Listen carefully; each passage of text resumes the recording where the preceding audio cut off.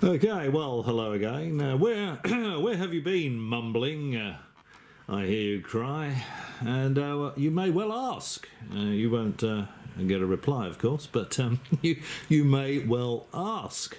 I've just been too busy to do anything other than leave a few comments here and there and respond to a few comments here and there. So there we go. I saw this on the TV yesterday morning and I thought it was quite interesting. I thought it was interesting enough to share. It's a bit of an insight as to what the Space Force, excuse me, what the Space Force is all about, what it's really all about. None of this fanciful nonsense about fighting aliens, of course, be completely impossible to fight aliens. We could offer no realistic defence against aliens. So get the idea that the Space Force is anything whatsoever to do with fighting aliens right out of your head. Science fiction nonsense. Now I haven't done a reply to Randy Walsh. A response to that video with Randy Walsh and the other goons in it, you know, the Apollo defectives. Mainly because I haven't been past the joke shop recently. I was going to pick up 3 rubber chickens, and I was going to do a live studio interview with Randy Walsh to discuss his book, and Marcus Allen and Ben Emlyn-Jones, and have them represented as 3 rubber chickens. Anyway, let's. I might still do that. But first of all, let's just have a bit of a look and a listen to this, because I think it's quite interesting. Now, this was on credit to Channel 7 television in Australia. This was the sunrise program yesterday morning. Whatever the date was. I'm holding the camera so I can't look at the date on my watch, but it was yesterday, and today is the day after. So let's just have a look at this.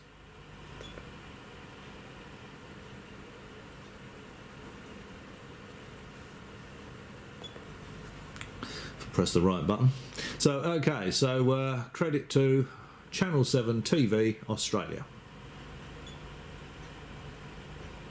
Spending to protect Australia from what he called a poorer and more dangerous and more disorderly post-COVID world. But if it's sounding frightening, there's a potentially greater threat a long way from our own region. A United Nations committee meeting to discuss how to prevent war being waged from space has been postponed because of the coronavirus pandemic, at a time when there are real fears about military activity in Earth's orbit. And we are teleporting Sally in to explain this further. There goes the weekend sunrise budget. Well, Scott Morrison has expressed his concern about growing instability in the Indo-Pacific region. There's another potential battleground that has gone from science fiction to a clear and present danger. The space race is becoming very crowded and aggressive. Some experts say that means conflict is certain. From the very moment JFK pledged to get man to the moon, it's been hoped space exploration would be done peacefully. Its conquest deserves the best of all mankind, and its opportunity for peaceful cooperation may never come again. But times have changed, and there's a new space race that's getting ugly. There is a race to the moon between the US, China, India, private companies. There is a new race to the moon. Who gets there? Who sets the terms? Who does what? Who owns what?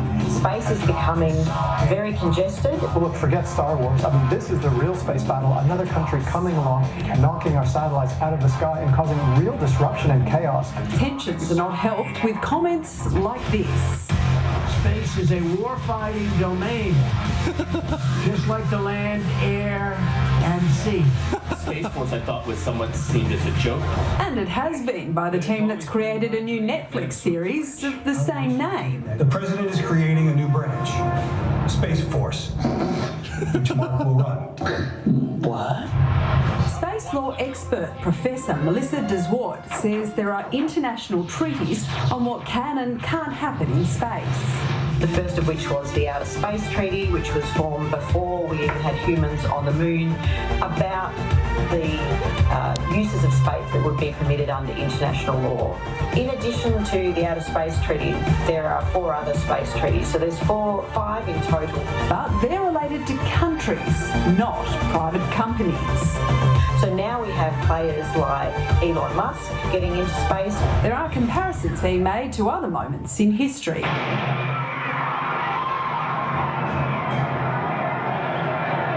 Space could become the Wild West. There's already been rogue behaviour.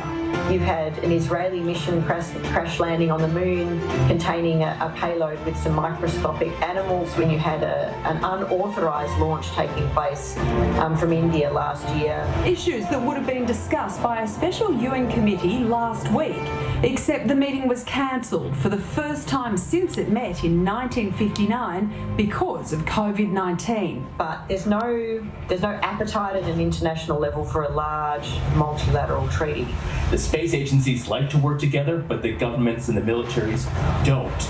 ANU astrophysicist Dr. Brad Tucker says space is already heavily militarised. There's the US Air Force that has a robotic space shuttle drone, the X-37B, that again is not low. I mean, even Russia created a satellite, like the babushka dolls, where they built a satellite and a smaller one popped out of that one, and then a smaller one popped out of that one. And what those satellites are doing, who knows? The chances of conflict in space, sooner rather than later, are anything but astronomical. Inevitably there will be conflict, so how do we prevent that so it doesn't go into full-blown space war? Before we even get to, firing a weapon or crashing a satellite into another satellite, there's a lot more things like cyber attacks on satellites that we probably should be much more worried about. You never know. If you annoy one country and they knock your satellites out, suddenly you don't have communications, you don't have GPS that you're used to, and military satellites are gone too. Even if the huge vacuum in space law can be filled, who would enforce it? Donald Trump? Vladimir Putin? Elon Musk? Or Steve Carell? So the game of mental chess has begun. It's hungry hippos at best. And here's a fun fact. Our region, covered by Australia and New Zealand, is roughly 1/6 of the world's surface area. That means we're in the best position to watch 1/6 of the space around us. So there is a push for us to have a big say in how space is managed and legally governed. And that is a case of Watch This Space. Oh, we've got some bad news. So there we go. A little clip there from Sunrise Channel 7 TV yesterday morning about the Space Force and what the Space Force is really all about. Nothing whatsoever to do with fighting Pleiadians or the Draco or other such science fiction nonsense. It's all about dealing with other nations that might want to have a pop at your space technology. And of course, they want to get back to the moon, and they want to stake their claims on the moon for the helium-3. So there you go. All right. Well, let's see what else we've got. I've just been so busy. There was a couple of comments I was going to make about some stuff. And of course, now I've started the phone. I've got the phone recording this video today. It's not. It's not the usual camera, not the GoPro. But yeah, I was looking at that the latest Ben Emlyn-Jones response video, and as usual, it's not a response.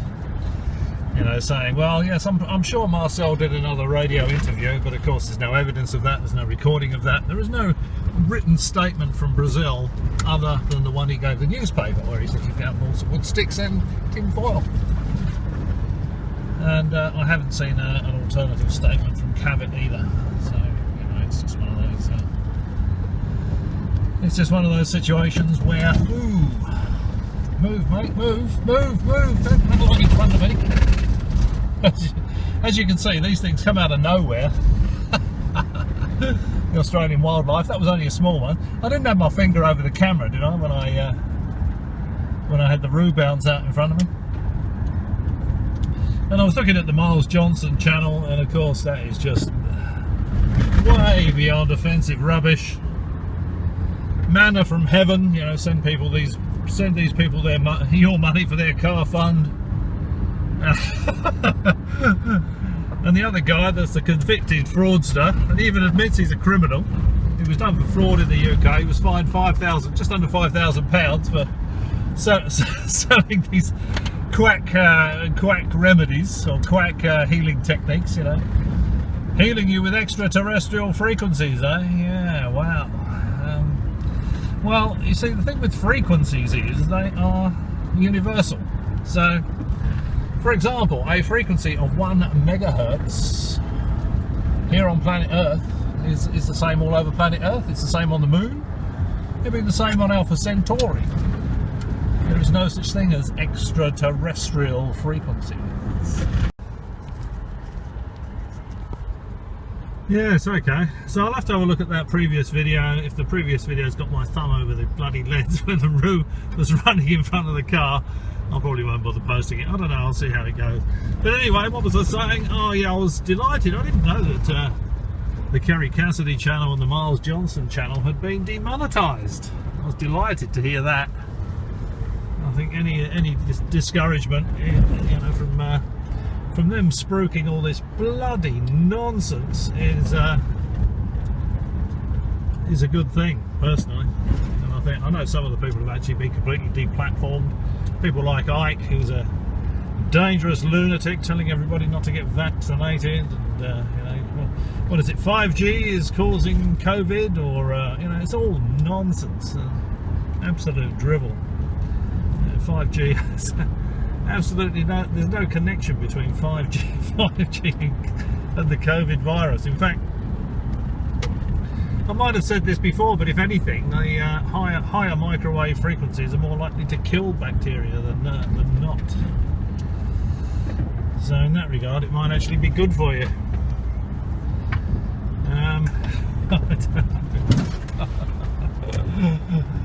I don't know. It's just hilarious. It was really hard going, Ben's last video. I haven't watched all of it, but I tend to listen to it while I'm doing stuff.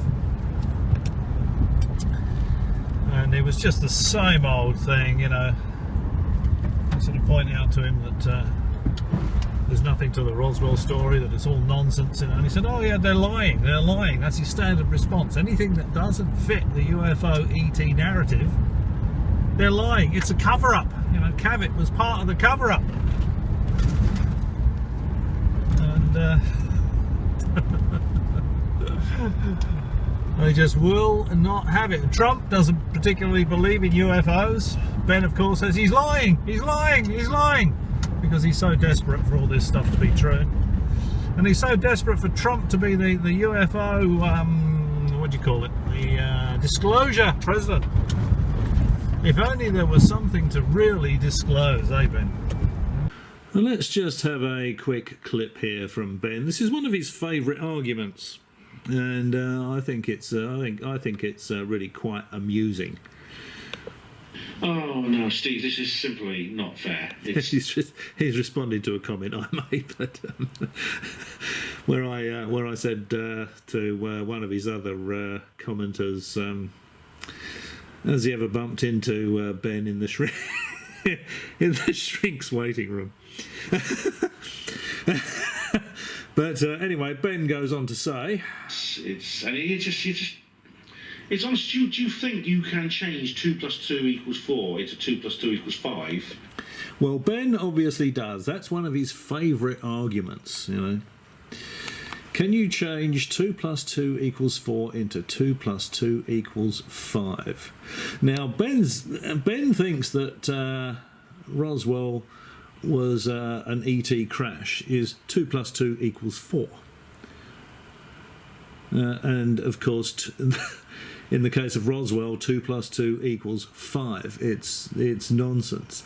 But it's one of the favourite arguments. Ben always falls back on this 2 + 2 = 5 argument, and he always puts forward a woo hypothesis as 2 + 2 = 4, when he should be putting it forward as 2 + 2 = 5, because it's all rubbish. As I said in the previous clip, I think, because I've done these at different times, and this is a pretty awful video, I'm sorry about that, guys, but I haven't put anything out for a couple of months. I thought I'd better I've just been too busy. I thought I'd better put something out to let you know I'm still alive. So this is a really codged together thing of a couple of things that I thought might be worth mentioning or might be worth showing you. The Space Force, I thought, was what triggered it. I thought that was really quite interesting. Now, yeah, so it's one of Ben's favourite arguments. 2 + 2 equals 4 is the woo, and 2 + 2 = 5 is the logical explanation, when in fact it's the other way around. And we'll just go on to a clip now that Ben deliberately always can't find. I've left a couple of comments on his channel, and I've left the timestamp and the video, and he goes to it, and it's always something not related to the actual clip that the timestamp relates to. So I left a comment saying, "Who's getting this wrong, Ben, you or me?" And I demonstrate that by going to that video and the timestamp that I've posted twice, it actually shows the bit that I wanted to show, and that is in fact Ben saying if it wasn't for the world of woo, he would have nothing. He would die of loneliness. He'd be talking to footballs or whatever. Volleyballs.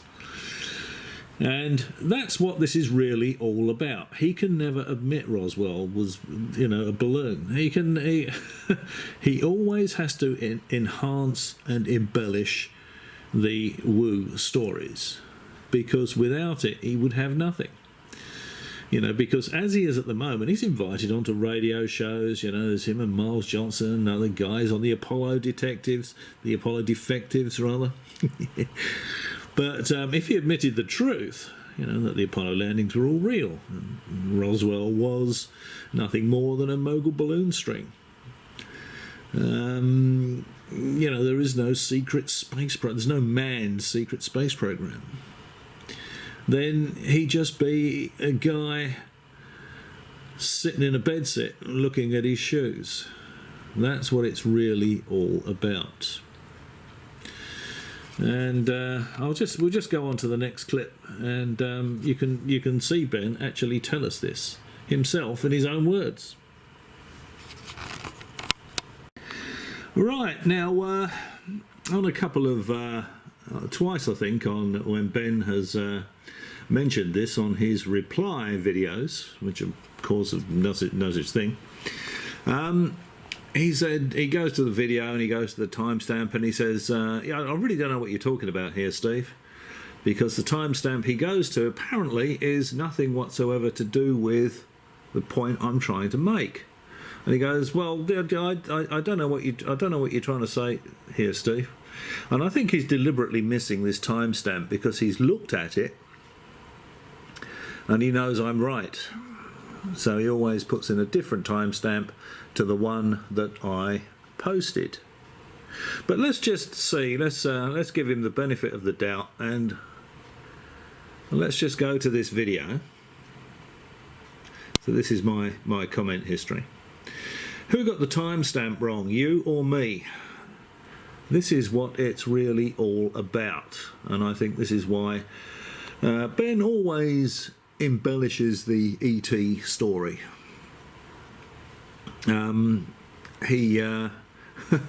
He says he's a researcher, but of course, he isn't, because if he was a researcher, he wouldn't embellish the UFO stories. And I think one of his recent embellishments is that with the Nimitz incident, the UFOs were buzzing the battle group. There were submarines and battleships and aircraft carriers, and the UFOs were overflying the battle group. Well, that's not what happened, is it? Well, what we're told happened is that the radar detected these things about 200 miles away from the battle group. See, these sort of embellishments cloud the issue. If you're a serious researcher and you're trying to find out if ET really is coming here, you really don't need these science fiction stories. Ben doesn't seem to understand that, but I think the reason that he does embellish all this UFO stuff, and he so desperately wants it to be true, is because of the point I made when I refer to this timestamp on this video. Now let's just see who got it right. Whether I got the timestamp wrong or Ben on 2 occasions deliberately went to the wrong timestamp in this particular video. Okay, so let's just have a look at it. Where is my bloody cursor?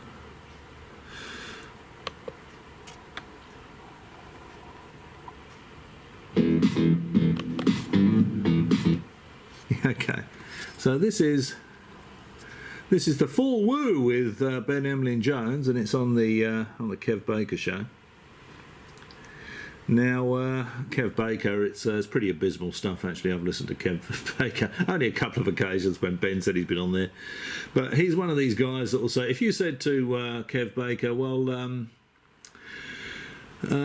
you know, I went through this jump gate to Saturn, and I spent about 2 hours unicycling around the rings. He'd say, I hear you there, brother. That must have been a really interesting experience.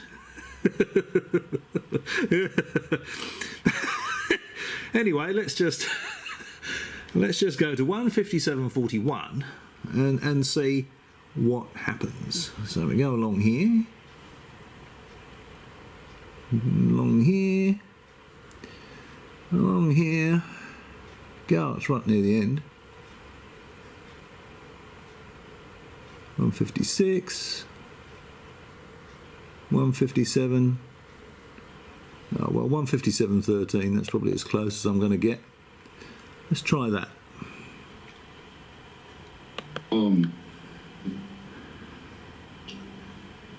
There we go. And a big thank you. Yeah, almost 300 people on the YouTube right now. A big thank you to all of you.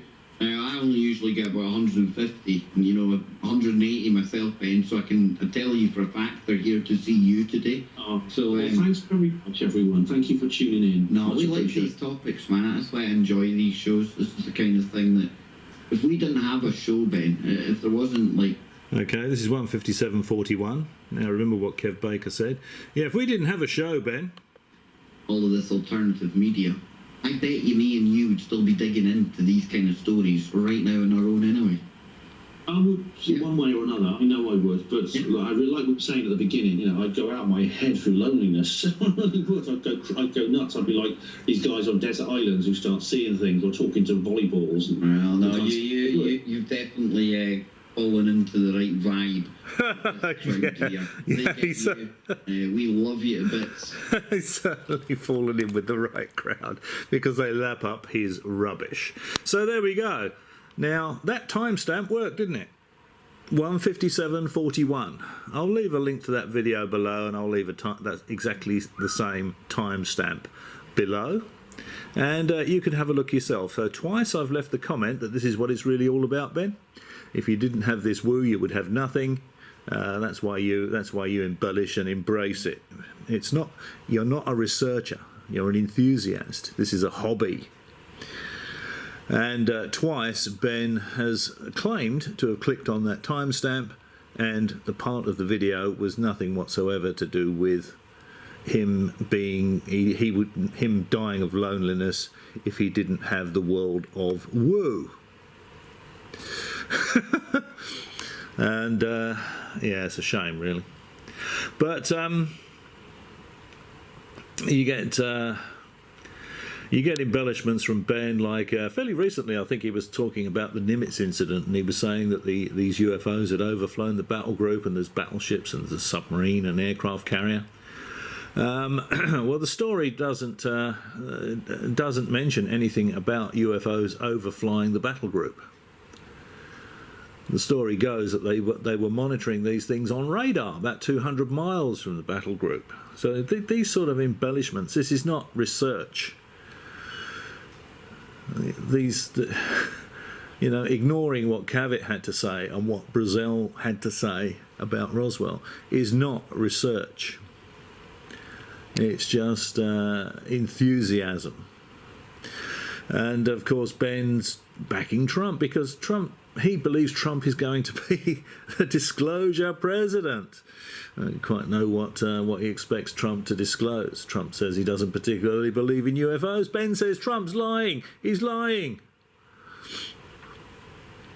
anybody that says that the UFO stuff is a UFO story is not UFO related is lying. They're part of the cover-up, you know. That is not research. Supporting Roswell, you know, supporting that bloody Pentarch nonsense is not research. Okay, on with the next bit. So there we have it. Ben Emlyn-Jones, desperate for all the UFO stuff to be true. He tells us there's overwhelming evidence for some of these UFO claimed UFO encounters and crashes, yet we see none. I've never seen any tangible evidence that extraterrestrials have been here, let alone that they've been here and crashed. As I've said before, it's never going to happen. You know, the technology is going to be such that it's not going to come here and crash. Ben says, well, aircraft crash. Of course, there would be no comparison between the technology. He has absolutely no grasp of how different interstellar technology would have to be. How different it would be from a conventional aircraft. It gives an indication of how clueless he actually is. And some of the other rubbish that's floating around at the moment is just sort of way beyond drivel. It's just absolute nonsense. You know, the Tesla steam turbine. Well, he needs money to refine it. Well, don't you think it'd be a good idea to actually show us what he's got working so far, so he can tell us what improvements he intends to make, how much power he's getting from just the air, from the water vapour in the air, how much power his machine is actually generating from thin air. And instead of having a wooden box with a shaft sticking out of it and a rubber band going around the generator. Obviously the thing in the wooden box is turning the generator, not vice versa. Why can't the whole thing be transparent? Why can't it be inspected? Why can't we have someone just take a look at it and write a report before anyone puts any money into it? And of course everyone with an IQ bigger than their shoe size knows precisely why. And Miles Johnson was trying to spruik his news channel. He was saying, "Oh, over our heads at the moment, the Draco are fighting, and you know, has anyone had a Draco spacecraft land in their back garden?" I personally haven't experienced that, and haven't seen the sort of activity that might suggest it's happening in the neighbourhood. So it's more bloody rubbish. One thing I did think was quite amusing, and that was that Johnson said he was kicked out of Sky TV something like 20 years ago. I don't think he's worked since. He's been making up all this drivel to keep himself afloat. He probably made enough money to buy his house from Sky, I suspect, and then ended up making enough money on YouTube just to sustain him. But it looks like that's gone.